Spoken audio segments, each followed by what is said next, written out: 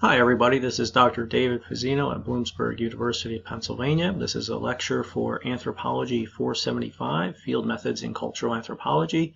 And today we'll be discussing participant observation, and specifically we'll be looking at a number of things. First, we'll start off with a definition or several definitions of what constitutes participant observation.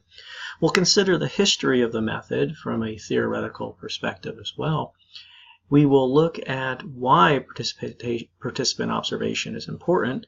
We'll consider some of the skills that you need in order to be a participant observer, and of course these are skills that you would actually build over time. So this is an exercise in the development of these particular skills. We will consider what role for you as a researcher, dependent on your field setting. We will look at what it means to enter the field in terms of not only starting to build rapport, but also maintaining that throughout the entire fieldwork experience. So to get started here, let's start off with a definition of what it is that we mean by participant observation. Russ Bernard notes that it is a strategic method that puts you where the action is. It is letting you collect both qualitative as well as quantitative data. DeWalt and DeWalt, from whose book this lecture comes from primarily, their book Participant Observation, and there's an image of it at the end of this in the references section. They note that they consider it to be a qualitative method of data collection. That is, they will use the information that is gathered in the context of participation as well as observation. They of course note that this is part and parcel of living in everyday life, and no matter what cultural context you are in. That is, we all observe and use this on an everyday basis, both participant and observation, albeit in a non-systematic way, in a non-social scientific way, which requires the use of field notes and documentation. So right away there, we have an indication that differentiates participant observation from everyday life. In other words, there has to be at least some time that is allocated for writing notes, and that might be in the context of the event itself. It might be removed from the context. So being able to write detailed and concise notes of what occurred in a particular setting, being able to keep track of everybody in that setting, being able to remember these details. So, and of course, these are things that you can do over time to build up things like your memory and ability to record detail in comprehensive sense of the word. What we are thinking about when we are thinking about participant observation and what's actually happening there is a process of enculturation. And typically this is something that occurs in the context of a childhood and a development, and you learn as you move through the life course how it is to act in a particular situation and what it is, the feelings that are associated with that as well. When we talk about enculturation, again from DeWalt and DeWalt, this is the social process by which culture is learned and is transmitted or transited across different generations. So the way that it moves across different generations as well. Like any learning process, this is often a matter of trial and error. The idea that children will make transgressions, they'll make mistakes, and that their parents or other elders will be there to correct those mistakes. And so we have to also be aware of this in the context of participant observation as well, the idea that we will make mistakes in the process of learning about what it means to be in a particular cultural setting. And I think the distinguishing factor here too between DeWalt and Bernard's thoughts about this are the distinction between qualitative and quantitative data, and certainly in the context of research methods this is an idea that keeps arising again and again. And one of the things that we've talked about is the idea of having a mixed methods approach, or a qualitative and quantitative approach. And also, in the context of a holistic fieldwork experience, none of these methods are necessarily distinct from one another. That is, they are part and parcel of fieldwork, or the insights that an anthropologist would gain through extensive time in a given location or cultural setting. So when we're talking about participant observation, We might, in Geertz's sense of the word, talk about it as deep hanging out.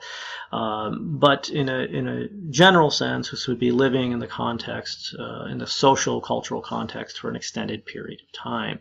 This would include things like learning and using local language and dialect. In other words, in order to be able to fit in overall, actively participating in a wide range of daily and routine activities, so sort of everyday activities, as well as some of these things that are extraordinary, that might occur during particular events. They might be particular rituals associated with things like rites of passage, for example. They might be based on different times of the year, having to do with a calendar cycle of events, maybe revolving around subsistence and ritual renewal as a whole.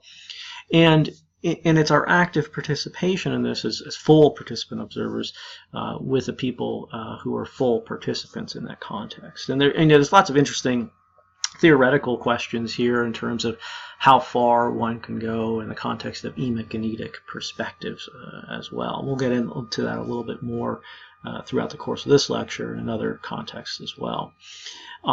One of the things that comes out of this, of course, is if you are hanging out, you would basically be talking with people and speaking with people.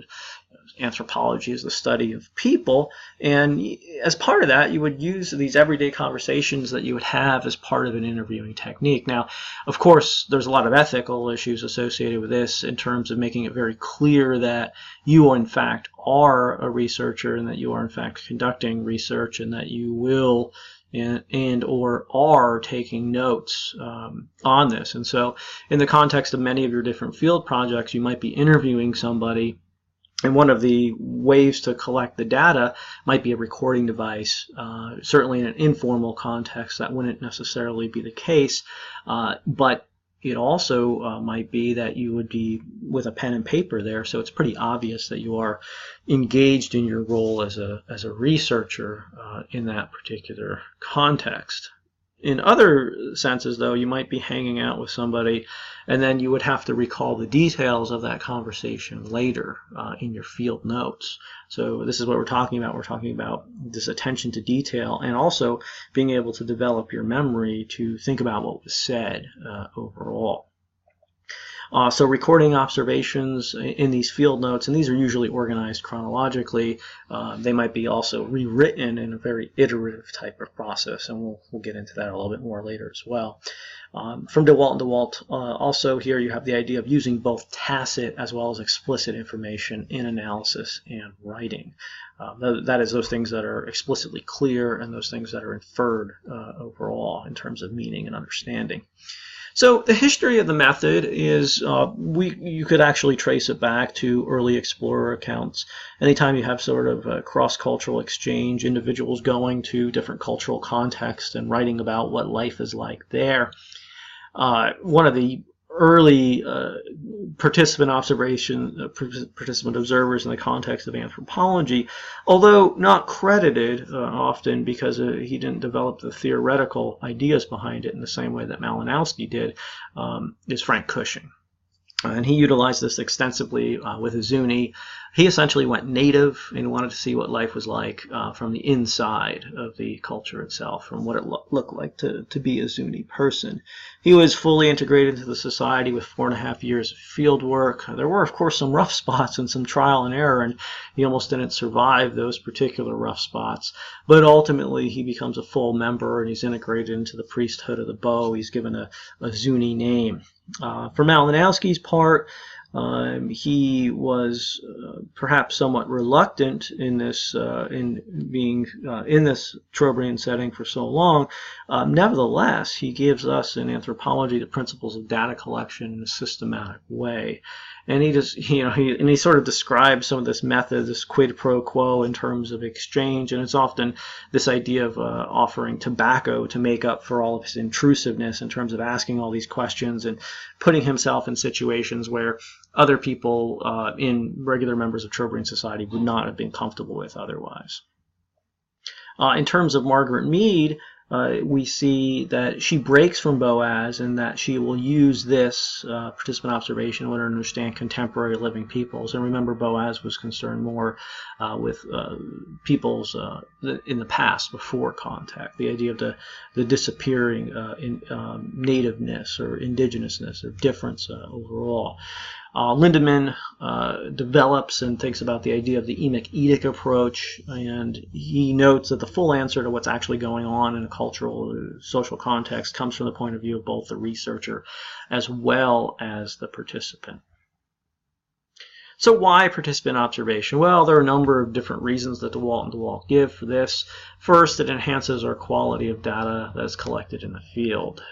Being there essentially sets the stage for understanding what it is that you are seeing in other contexts. So hanging out in an everyday context helps you to better understand what's happening in an extraordinary event. And it helps you situate the individuals in relation to one another.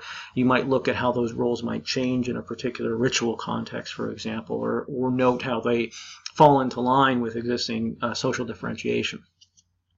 It also enhances our interpretation of data. We experience through the experience of the world of the observed.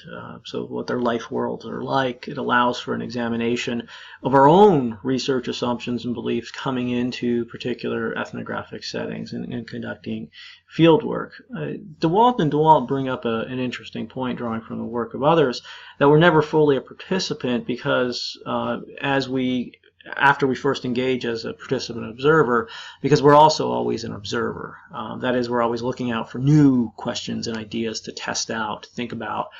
So we never quite get to that as long as we're wearing our social scientific role or anthropological role or our work as researchers.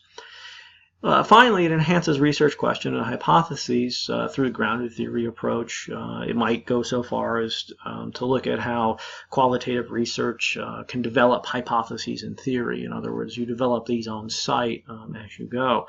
And of course, given the short nature of many research projects in the context of the semester and the ethical requirements in terms of institutional review boards and processing of that, it's not necessarily possible to get to a grounded theory type of approach. But the overall goal here, of course, is the process of analysis is inherently iterative. In other words, it's developed in the context of these conversations that you have in these different contexts.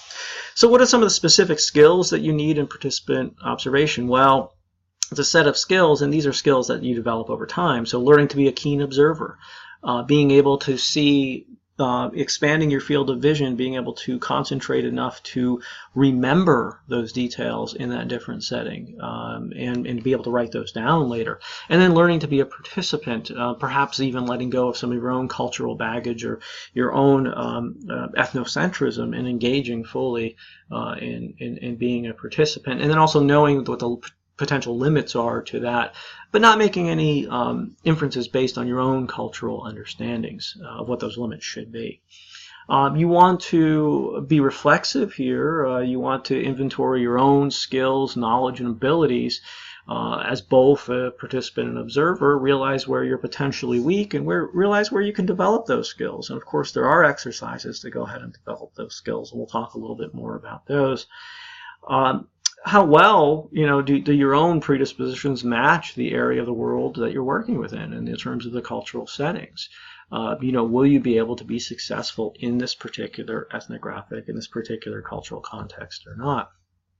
Participant observation exists along a continuum from pure observation, where you would just record things through a one-way mirror or recording everything in terms of audio and video, to pure participation, where you go native and you fully adopt the lifestyle and identity of a participant. And then you kind of, at that point, you almost lose interest in doing any type of writing about that. So Spradley notes that participant observation actually exists along a continuum, from things like non-participation, which would be things like watching TV, looking at sort of archival stuff, reading stories, passive participation, where the researcher is on site where the event is occurring, but is only there basically using that as a stand or a viewing point to see what's going on, maybe record notes at the same time, or with video recording equipment, audio recording equipment, and the like.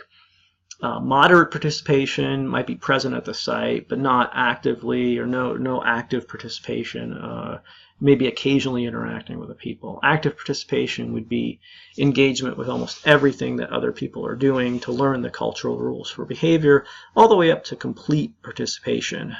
This is where the researcher is or becomes a member of the group being studied.